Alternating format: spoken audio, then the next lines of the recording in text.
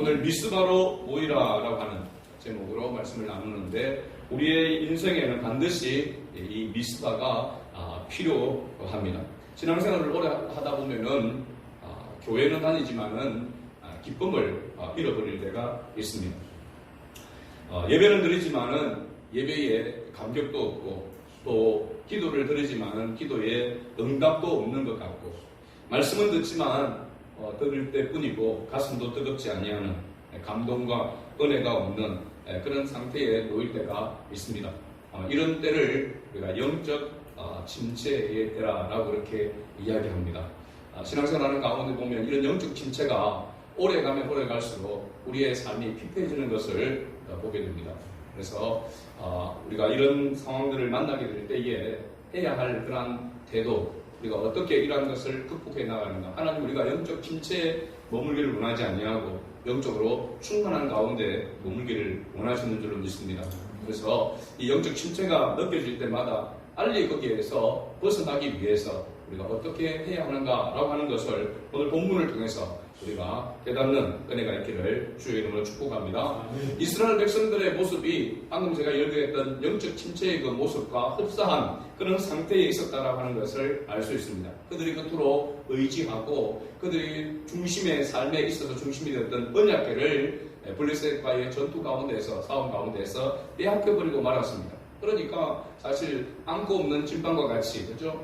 삶이 공허할 수밖에 없고 이제 우리는 망했다라고 할 수밖에 없는 그런 상태에 있습니다. 그렇죠? 영적인 권위를 잃어버렸고 그러므로 인해서 기쁨도 소망도 잃어버린 그런 상태입니다. 무려 이 영적 침체와 같은 이 상태가 어느 정도 갔는가? 이런 블레셋과의 전투 가운데에서 싸워서 패배할 그때뿐만 아니라 그 이전부터 시작하면 더 오랜 기간이지만 이 블레셋과의 1차, 2차 전투 가운데서 마지막에 언약궤를 빼앗긴 이 상태부터 시작해서 약 20년 동안 이 영적 침체가 계속되어져 왔다라고 하는 것을 알 수가 있습니다. 무려 20년, 우리가 이 7장 1절에서 이렇게 보게 되어지면 바로 그렇게 이야기하고 있는 것을 봅니다. 2절에 보면 걔가 기란 여아림에 들어간 날부터 20년 동안 오래 있은지라 이스라엘 온 족속이 여호와를 사모하니라 이렇게 말씀하고 있습니다. 영적 침체가 얼마나 계속 길어져 가고 있는 그런 가운데 있었는가. 사실은 우리가 영적 침체를 모든 그리스도인들, 목회자를 비롯해서 모든 그리스도인들은 영적 침체를 생활 가운데, 삶 가운데에서 경험하게 되었습니다. 원하든 원치 않든 그런 모습들이 있습니다. 지금도 영적 침체에 많은 사람들이 이 영적 침체 가운데 놓여 있다라고 할 수 있습니다. 그러나 하나님은 하나님의 자녀가 영적 침체에 계속해서 머물러 있는 것을 하나님은 절대로 원하지 않습니다. 반드시 그 영적 침체 가운데서 하나님은 이렇게 세워져서 하나님을 기쁘시게 하는, 그래서 기쁨으로 하나님을 경배하며 예배하는 하나님의 사람으로 하나님은 세우기를 원하신다는 사실입니다. 그래서 그리스도인은 영적 침체가 깊으면 깊을수록, 어둠이 더 짙어지면 짙어질수록 더 그 가운데 갈등하게 되어지고 소망을 다시 품게 되어진다는 사실입니다. 그건 하나님이 하시는 역사입니다. 우리 스스로는 그 캄캄한 가운데서 벗어날 수 없지만, 그 수렁에서 다시 건져내어줄 수가 없지만, 나올 수 없지만, 하나님께서 그 수렁에서, 그 어둠 가운데서 하나님은 반드시 건져내신다는 사실입니다. 그게 성경에 일관되게 이스라엘 백성들을 통해서 보여주는 하나님의 모습입니다. 그래서 사무엘상 7장 2절 말씀 그 부분을 보면 이스라엘 온 족속이 여호와를 사모하니라고 했습니다. 수십 년의 영적 침체 가운데서 소망도 없이 살아가는 그들 가운데 이제 여호와를 사모하는 마음이 생겼다는 겁니다. 근데 이 사모했다라고 하는 것을 히브리 원어의 뜻을 보니까 그리워했다, 바라보고 소망했다라고 하는 그런 의미를 뛰어넘어서 가슴을 치며 울부짖으며 탄식했다라고 하는 말이 여기에 원래의 의미입니다. 이스라엘 온 족속이 여호와를 사모했다라고 하는 것은 여호와를 향하여서 가슴을 치면서 탄식하는 그런 모습입니다. 하나님 없이는 살 수가 없습니다. 우리가 잘못했습니다 라고 그렇게 하면서 영혼에 통곡하는 바로 부분이 여기에 있다라고 하는 것을 말해주고 있습니다. 사실 우리는 그렇잖아요. 여러분도 지금도 마찬가지일 겁니다. 신앙생활 가운데서 아무 일 없는 것 같이 보여지고 또 일이 있어도 그것을 내가 어쩔 수 없는 그런 상태다 보니까 자포자기하며 살아갈 그런 때가 있습니다. 소망이 없는, 그죠? 은혜가 없는 그런 가운데서 살아가고 있지만 그럼에도 불구하고 가슴 한쪽에는 생각의 가장 밑바닥 한가운데서는 보면은 아직도 그 꿈틀거리는 뭔가가 있는 것인데 하나님 앞에 더 가까이 나아가야 되는데 하나님의 뜻대로 살아야 되는데 라고 하는 그 마음이 그 안에서 없어지지 아니하고 항상 싹두고 있다라고 하는 사실입니다. 그것이 어느 순간에는 폭발되어져서 일어나게 되어지게 될 때에 그 모든 우리를 얽매인 것들에서 벗어나서 하나님을 기쁨으로 찬양하고 예배하는 자로 다시 세워줄 수가 있다는 사실입니다. 오늘 말씀을 보게 되면 하나님이 이러한 일을, 이런 영적 침체 가운데서 하나님께서 어떻게 이스라엘 백성들을 이렇게 세우는가라고 보니까 하나님의 사람을 하나님이 세우셨다는 사실입니다. 오늘 보면 사무엘을 통해서 말씀하고 있잖아요. 사무엘 신전을 통해서 이렇게 말씀합니다. 온 이스라엘은 미스바로 모이라 라고 이렇게 이야기하고 있습니다. 이스라엘 백성들이 겉으로 통곡하고 영혼의 통곡이 있었는지 모르지만 마음속에 그들 가지고 있는 그 모습이, 그죠?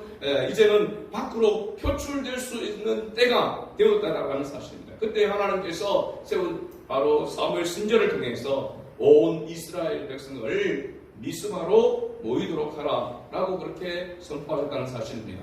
여러분, 이 사건은 3000여 년 전에 있었던 사건이지만은 하나님 오늘도 영적 침체가 있는 교회와 영적 침체가 있는 모든 그리스도들을 향하여서 주님께서 말씀하시는 메시지인 줄 믿습니다. 그래서 미스바로 모이라, 한번 따라합시다. 미스바로 모이라. 이 미스바로 모이라라고 하는 이것은요, 여러분 가정에서 또 교회 우리에게도 꼭 필요한 바로 장소라고 하는 사실입니다. 이 하나님의 음성입니다. 미스바로 모이라. 그 미스바가 어디일까요? 어디입니까? 광화문 앞일까요? 시청 앞일까요? 미스바는 바로 교회인 줄로 믿습니다. 주님의 몸된 교회가 오늘날 바로 미스바입니다. 이 미스바로 모이기를 힘써야 되는데 이 미스바가 무엇을 상징하는가라고 하는 것을 보면 세 가지로 오늘 말씀을 통해서 살펴볼 수 있는데 첫 번째는 회개의 자리를 이야기하고 있습니다. 사무엘은 먼저 백성들에게 말합니다. 너희가 전심으로 여호와께 돌아오려거든 이라고 말하고 있는데 여기 전심이라고 하는 원어의 의미는 뭐냐면 너희 마음 전부를 다하여서를 의미하고 있습니다. 그러니까 일부만 드리는 것이 아니라 전심 온전히 하나님을 바라보는, 온전히 하나님 앞에 마음을 드리는 것을 말하고 있습니다. 여기는 99%가 아닙니다. 100%를 원하고 있습니다. 100%입니다. 완전하고 온전한 것을 주님이 원하시는 것을 알 수가 있습니다. 그러면 사실 우리가 하나님 앞에 나아가는 것도 우리의 힘으로는 온전히 하나님 앞에 나아갈 수 없다라고 하는 것을 또한 말해주고 있는 것이죠. 우리가 어떻게 온전히 우리 스스로 온 마음을 다해서 100% 온전히 하나님 앞에 그 마음으로 하나님 앞에 나아갈 수 있느냐? 없습니다. 여러분. 우리가 여러 가지 우리를 얽매고 있는 생각들, 문제들, 여러 가지 복잡한 것들로 인하여서 우리가 하나님 앞에 온전히 집중하지 못하고 온전히 드리지 못하잖아요. 우리 힘으로는 불가능한 것입니다. 하나님께서 우리에게 은혜를 주셔야만, 거룩한 성령께서 우리의 마음을 온전히 주장해 주셔야만 우리가 하나님 앞에 온전히 드려줄 수가 있는 것입니다. 그러므로 하나님 앞에 전심으로 나아간다라고 하는 것은 우리가 힘씁시다, 각오를 하고 다짐을 내서 나아갈 수 있는 것이 아니라 성령께서 우리의 마음을 온전히 이끌어 주셔야 된다라고 하는 것을 말해주고 있는 것입니다. 왜냐하면 하나님은 우리의 일부가 아니라 우리의 전부를 하나님은 원하시기 때문에 온전하고 완전하게 하나님 앞에 드려지기를 하나님 원하시는 것입니다. 그래서 우리가 하나님의 나라에 들어갈 때에 하나님이 주시는 그 의는 100% 완전한 것입니다. 우리의 의가 아니잖아요. 예수 그리스도의 의고 그 예수 그리스도의 의는 하나님의 의인 것입니다. 하나님의 의를 드림으로써 우리가 하나님 앞에 온전하다라고 인정되어져 하나님 앞에 드려지게 되는 것이죠. 우리가 어떻게 우리의 노력으로 하나님 앞에 온전한 모습으로 나아갈 수가 없는 것입니다. 오늘 사무엘 신자는 세 가지를 이스라엘 백성들에게 명령합니다. 전심으로 너희가 하나님 앞에 돌아가기를 정말로 원한다면 첫째, 바로 우상을 제거하라고 이렇게 말하고 있습니다. 우상은 뭡니까? 하나님 외에 다른 것을 하나님 같이 또 하나님보다 더 섬기는 것, 더 거기에 매이는 것을 말하고 있습니다. 두 번째는 마음을 하나님께 향하라고 이렇게 말하고 있습니다. 거기에 우상에 다른 것에 매이지 아니하고 하나님을 향하는 마음. 그리고 세 번째는 하나님만 섬기라고 이렇게 명령하고 있는 것을 봅니다. 그래서 우리가 하나님 앞에 나아가는 회개는 눈물을 흘리는 그런 한 방울 흘리는 감정에 의한 것이 아니라 방향을 바꾸는 것이고 삶의 주인을 바꾸는 것이고 삶의 방식을 바꾸는 것입니다. 단순히 어떤 뉘우침이나 반성이 아니라 분명한 삶의 변화, 삶의 변화가 있어야 한다라고 하는 것을 말해주고 있는 것입니다. 오늘 우리가 하나님 앞에 나아간다라고 할 때에 어떤 모습으로 하나님 앞에 나아가야 되는가라고 볼 때에 이와 같은 것, 하나님 앞에서 우리 자신을 자세히 살펴서 하나님보다 내가 더 의지하는 것, 하나님보다 더 내가 바라보는 것, 하나님보다 더 내가 섬기고 있는 것이 무엇인가, 매여 있는 것이 무엇인가라고 하는 것을 반드시 찾아야 하는 것입니다. 성령께서 그러한 마음을 우리에게 주셔야 되는 줄 믿습니다. 어떤 사람은 돈일 수도 있고, 어떤 사람은 자녀일 수도 있습니다. 어떤 사람은 사람과의 관계가 있을 수도 있습니다. 어떤 사람은 자기의 직업일 수도 있습니다. 그러한 것들이 하나님보다 더한 것이 되어진다고 한다면 반드시 그것을 내려놓아야 된다고 말씀하고 있습니다. 우리가 잘 알듯이 이 말씀은 창세기 35장에서 하나님께서 야곱을 하나해서 베델로 올라가라고 할 때에 그 베델로 올라가라고 할 때에 그 베델은 하나님의 집입니다. 하나님의 집으로 올라가려고 할 때에 야곱이 자기 가족들에게 뭐라고 말하고 있습니까? 너희 중에 있는 이방 신상을 버리고 정결하게 하라. 그러한 후에 베델로 올라가자라고 이렇게 말씀한 것을 봅니다. 그러니까 진정한 회개의 운동, 미스바의 운동이 바로 여기 야곱이 자기 가족들에게 했던 이 말씀 속에서도 보여주고 있는 것입니다. 하나님 앞에 나아가기 위해서는 구약시대나 지금이나 동일하게 하나님 앞에 나아갈 때에 반드시 하나님보다 더 앞선 것들을 내려놓아야 한다는 사실입니다.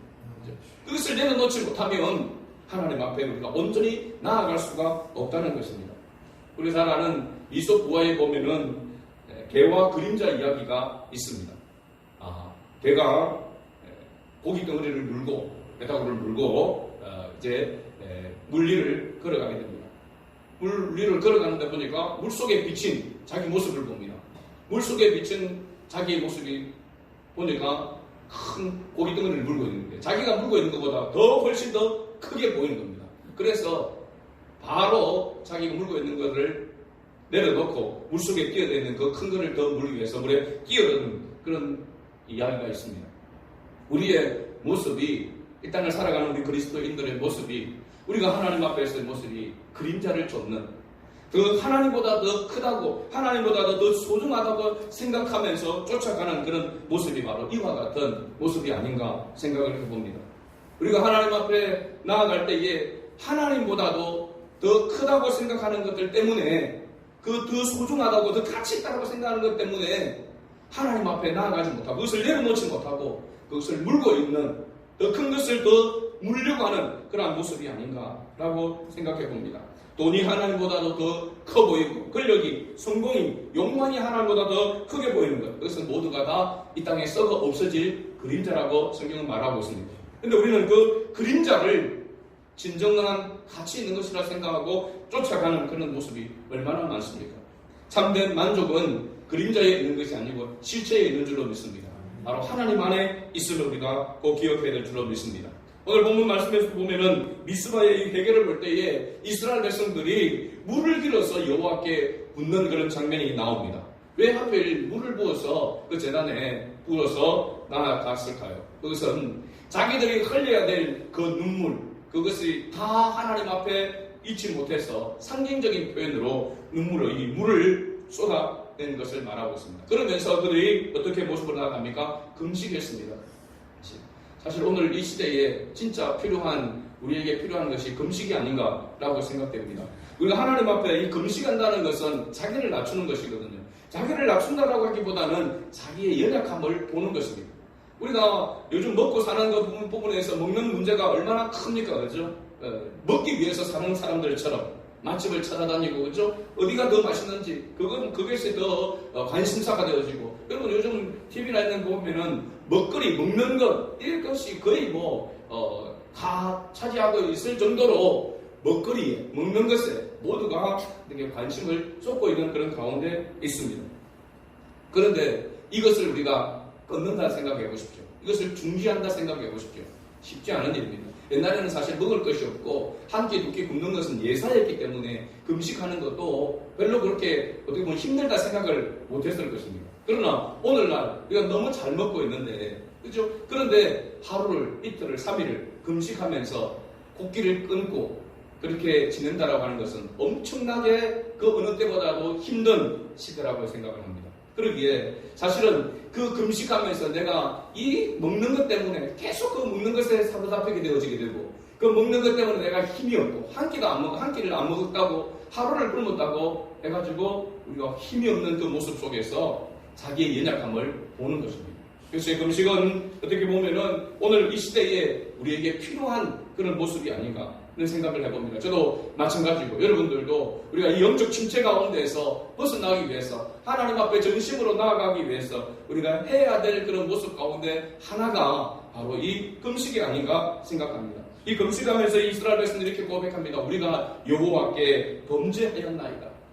내가 하나님 앞에 범죄하였나이다. 그래 보면 예나 지금이나 부흥은 어디서부터 시작되는가 보면 회개에서부터 시작됩니다. 하나님 앞에서 자기가 죄인인 것을 고백하면서부터 회복이 시작되어지고 부흥이 시작된다라고 하는 것을 알 수 있습니다. 여러분, 가정의 회복을 원하십니까? 교회의 부흥과 또 교인의 변화도 모두가 바로 이 회개에서 시작된다라고 하는 사실입니다. 교회를 위해서, 부흥을 위해서 목회자가 여러분 가정을 세워가는 위해서 여러분 다 자신들이 우리 모두가 함께 다시 이 미스바로 모이기를 원합니다. 전심을 다해서 여호와께로 나아가는 그런 회개의 자리로 나아가는 은혜가 있기를 바랍니다. 두 번째 미스바는 바로 기도의 자리를 말하고 있습니다. 백성들이 미스바에 모였다는 소식을 그 정보가 블레셋 사람들에게 들어갔다라고 했습니다. 그러자마자 블레셋 방백들은 이때가 이 이스라엘을 완전히 멸망시키고 자기들이 차지할 수 있는 기회라고 생각하고 공격해 옵니다. 이상한 것은 저도 그런 것을 느낄 때가 너무 많습니다. 마음을 다짐하고 기도하고 또 어느 때는 보면은 기도하고 열심히 기도하고 부르짖어 기도하고 가슴이 뜨겁게 기도했는데 얼마 지나지 않아서 그 시험을 당할 때가 있습니다. 내가 기도했는데 내가 은혜를 받아가지고 다시 충만해가지고 가는데 그때 시험거리가 닥쳐올 때가 많습니다. 그때 짜증낼 일이, 그때 화를 내야 될 일들이 꼭 이렇게 찾아오는 것을 봅니다. 옛날에도 그렇습니다. 기도원에서 은혜 받고 충만해서 내려오는 동안에 내려오는 길에 차 타고 오면서 막 싸우고 거기서 은혜 다 쏟고 그런 경우를 많이 간증을 이렇게 합니다. 하나님 앞에 우리가 은혜를 받으려고 하면 또 은혜가 임하면 반드시 뭐가 따라오냐면 시험이 따라온다는 사실입니다. 왜 그럴까요? 사탄은 하나님의 자녀가 회개하는 것을, 은혜 받는 것을 가장 싫어하기 때문에 그렇습니다. 그래서 우리가 손톱만한 은혜를 받고 나면은 더 큰 시험이 우리를 짓누르고 우리를 무너뜨리려고 한다는 사실입니다. 은혜 받고 교회 예배당을 나가자마자 밥 먹다가 시험에 드는 겁니다.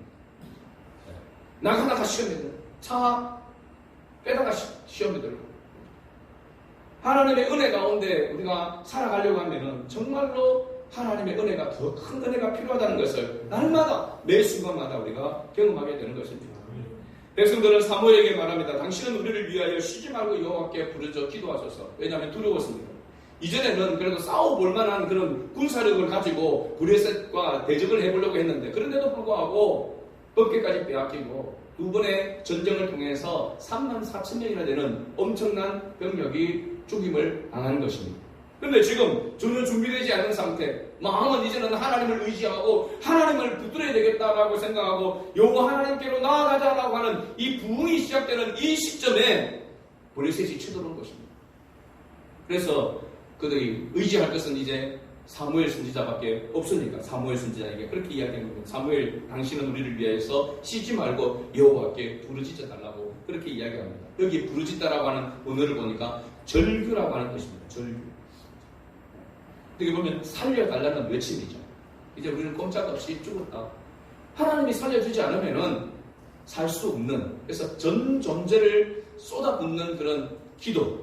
그러니까 사무엘이 한 그런 기도라고 이야기하고 있고, 또 그런 기도를 이스라엘 백성들은 사무엘에게 원했다라고 하는 것을 알 수 있습니다.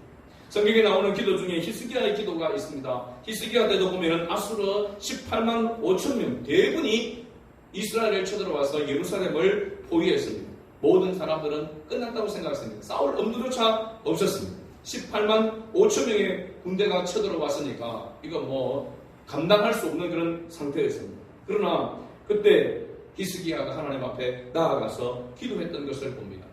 그 기도 가운데서 하나님께서 18만 5천 명의 이 아수르 군대를 무너뜨리는 그런 기적의 역사를 성경에 기록하고 있는 것을 봅니다. 기도는 문제보다 크신 하나님을 만나는 바로 통로라는 사실을 우리가 기억해야 될 줄로 믿습니다. 그리고 왜 기도해야 되는가라고 하는 것을 생각해보면 문제를 해결해 주기 위해서 기도하는 것보다는 기도함으로 인하여서 내가 생각하는 그 문제보다 더 크신 하나님을 의지하도록 하기 위함이 기도에 바로 그 원인에 있는 이유에 있는 것입니다. 그죠? 우리가 생각할 때에 두려워할 수밖에 없고 염려할 수밖에 없는 그런 모습들이 분명하게 있지 않습니까? 그래서 그 문제는 이거는 하나님밖에 해결할 수밖에 없어 라고 하는 그런 마음을 가지고 기도의 자리로 나아가는 그 시작부터, 그런 마음부터 시작해서 하나님 역사가 사실은 시작되는 것입니다. 그래서 기도는 하나님을 바꾸는 것이 아니라 우리를 바꾸는 것입니다. 하나님보다도 더 크게 느껴지는 그 문제가 바로 내려놓고 하나님을 더 크게 여기는 그러한 모습이 바로 원래 기도의 자리로 나가야 될 바로 이유라고 하는 사실입니다. 이번에도 보니까 우리가 육상 지방선거가 이렇게 있었는데 다는 모르지만은 저희 보니까 기적적으로 이 승리를 하는 그런 사람들을 보니까 하는 그런 그 고백이 하나같이 또 그 선거 운동하는 그런 모습 속에서도 보니까 낮은 자세로, 겸손한 자세로 나아갔던 사람들이 기적을 보는 그런 일이 있었다라고 이렇게 간증 아닌 그런 고백을 하는 것을 이렇게 봅니다. 기도는 하나님 앞에서 자신을 낮추는 것입니다. 겸손한 사람이 하나님의 도움을 받습니다. 이것이 하나님의 원리입니다. 그래서 하나님은 겸손한 자에게 은혜를 베푸시고 교만한 자는 물리치신다라고 이렇게 말씀하고 있는 것을 보죠. 사무엘 선지자가 그 백성들의 그 그 바람을 듣고 하나님 앞에 중보하며 기도하며 나아갑니다. 어린 양을 잡아서 하나님 앞에 드리면서 제사를 드리면서 하나님 앞에 간구하고 기도하고 나가는데, 오늘 말씀 가운데서 보면은 여호와께서 이 사무엘 선지자의 그 기도를 응답하셨다라고 이렇게 말씀하고 있습니다. 응답하셨다. 하나님께서 책임져 주시겠다. 하나님께서 이 블레셋 군대를 막아주시겠다라고 하는 그러한 응답을 받게 된 것입니다. 하나님이 살아계시고 하나님께서 기도를 들으시고 하나님께서 그 눈물과 탄식을 하나님께서 기억하시고 하나님은 오늘도 하나님 되심을 나타내기를 기뻐하신다는 사실입니다. 오늘날 사실은 우리가 하나님 없이도 살아갈 수 있을 것 같은 그런 시대 속에 있습니다. 그런 생각 속에 사람들이 살아가고 있습니다. 그래서 기도해도 별 소용이 없는 것 같기도 하고 하나님의 응답이 없는 것 같기도 하고 그런 모습 가운데 있는데, 하나님은 지금도 하나님 앞에 간절한 마음으로 하나님의 뜻을 따라 기도하며 하나님의 때에 하나님의 방법으로 하나님께서 반드시 응답하신다는 사실입니다. 왜 응답하실 수밖에 없느냐? 그래야만 하나님이 하나님 되심을 나타내시기 때문에 그렇습니다. 하나님은 우리의 삶의 여러 가지 문제와 고민과 갈등과 그 모든 그 무거운 짐들을 하나님이 맡아서 해결해 주시기를 하나님 원하십니다. 왜 그러냐면 하나님이 그러한 능력이 있는 분이심을, 그런 하나님이심을 하나님은 스스로 드러내기를 기뻐하신다는 사실입니다. 그것을 깨닫고 하나님을 의지하도록 하기 위함입니다. 바로 기도의 목적은 여기에 있는 것입니다. 하나님이 드러나기 위함도 있지만 하나님을 의지하며 나아갈 수 있도록 하기 위한 그러한 모습이 바로 하나님 우리에게 기도를 요구하는 그런 모습이라고 하는 것을 발견할 수 있는 것이죠. 마지막 세 번째 미스바는 바로 승리와 도움, 에베네셀의 자리임을 말해주고 있습니다. 사무엘이 제사를 드리는 순간 하나님께서 개입했습니다. 여호와께서 큰 우레를 발하셨다고 했습니다. 큰 우레, 천둥이 있으면서 꽝꽝 이렇게 했다라고 하는 것보다 원어를 보니까 이 큰 우레는 큰 음성이었습니다. 큰 음성. 하나님께서 큰 음성으로 전쟁을 선포한 것입니다. 하나님께서 친히 싸우시겠다라고 그렇게 말씀하신 것이죠. 이스라엘은 칼보다도 기도로 승리해야 되는 그러한 백성이다라고 하는 것을 말해주고 있습니다. 군대보다 회개로 승리할 수 있는, 전략보다도 하나님으로 승리할 수 있는 바로 백성이 하나님의 택한 이스라엘 백성임을 말해주고 있습니다. 여러분, 다윗이 골리앗과 싸우는 가운데서도 다윗이 승리하게 되어졌던 이유가 뭡니까? 그 골리앗 장대한 그 장수와 소년과 같은 그가 물맷돌로 가지고 전쟁을 싸운다라고 하는 것은 그냥 말로 계란으로 파헤치기와 같은 그런 모습이잖아요. 그럼에도 불구하고 이 전쟁 가운데 하나님께서 다윗으로 하여금 승리할 수 있게 한 것은, 다윗은 골리앗보다도 더 큰 힘과 능력이 하나님께 있음을 믿었기 때문입니다. 그래서 하나님을 의지하여 그가 하나님의 이름으로, 여호와의 이름으로 나아갔기 때문에 하나님께서 그에게 승리하게 하셨고, 그를 통하여서 이스라엘의 두 번째 왕으로 세워지는, 통일왕국의 왕으로 세워지는 그러한 역사를 이루도록 하신 것을 보게 됩니다. 오늘 우리의 신앙생활도 마찬가지입니다.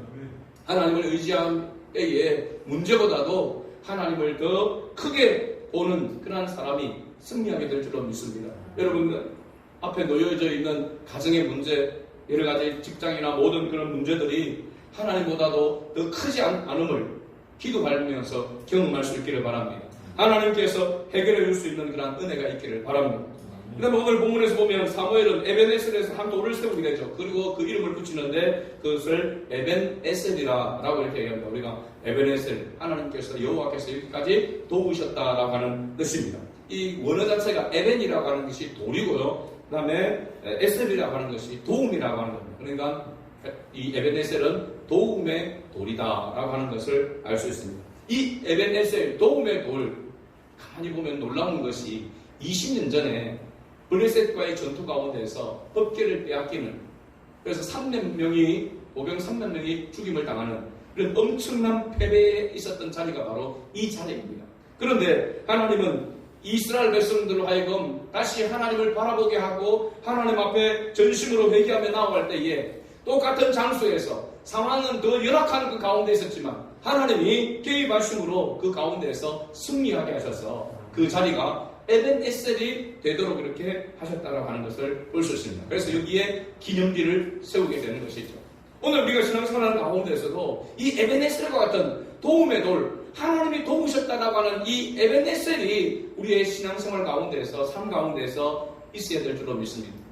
기념비처럼 세워줄 수 있기를 바랍니다. 자주자주는 아니지만 굵직굵직하게, 그죠? 표가 나는 그러한 모습으로. 그래서 저도 이렇게 생각해 봅니다. 가정도 마찬가지고 교회도 마찬가지고 하나님께서 베푸신 그 은혜를 생각할 때에 정말로 하나님의 도움의 손길이 우리 교회에 있었다라고 하는 것을, 에벤에셀의 하나님으로 하나님께서 역사하셨다라고 하는 것을 다시 생각하게 되면서 하나님을 전적으로 의지하며 나아가야 되겠구나. 다시 그러한 하나님의 도움의 손길이, 도움의 은혜가 더 강력하게 나타날 수 있도록 하나님 앞에 더 전심으로 나아가야 되겠다라고 하는 그런 생각을, 결단을 하게 됩니다. 여러분도 여러분 가정에서, 여러분 살아온 인생 속에서, 생활 속에서 하나님이 도우셨다, 하나님의 은혜다라고 하는 그러한 확실한 도움의 돌, 기념비가 되는 그런 돌들이 세워지는 은혜가 있기를 바랍니다.